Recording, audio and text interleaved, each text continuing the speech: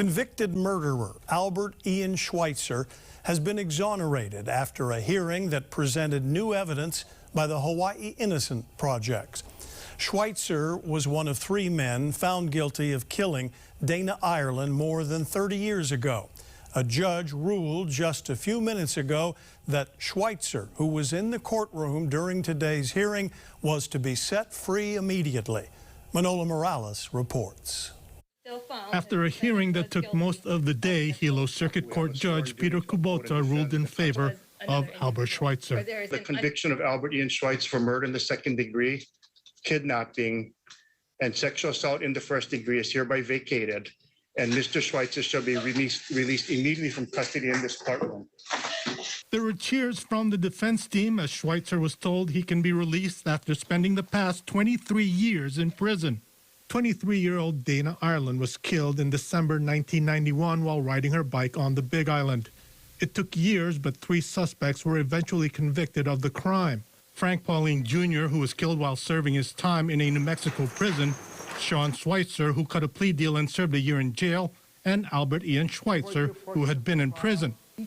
The Hawaii Innocence Project has asked the court to release Ian because of new evidence presented on Tuesday, saying there have been significant improvements in DNA testing since the original trial.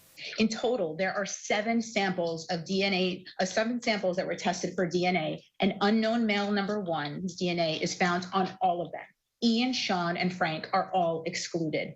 Among the key evidence presented is a bloody T-shirt supposedly worn by Pauline.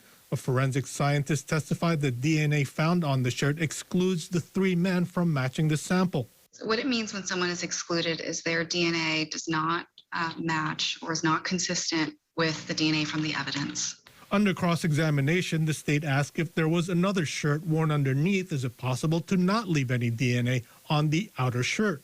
It's possible that they wouldn't leave DNA behind. Because there's a shirt underneath that's closer in contact with your body. It creates a sort of barrier, but I'd say the neckline is still exposed to both shirts. After his ruling, the judge gave Schweitzer some advice on how to live his life as a free man. You can live it being angry and resentful at the process or the people that put you there, or you can live it with a new freedom. All right, I suggest that since you have your whole family here, you hug and love your family and live a fulfilled life. Manola Morales, KHON2 News, working for Hawaii.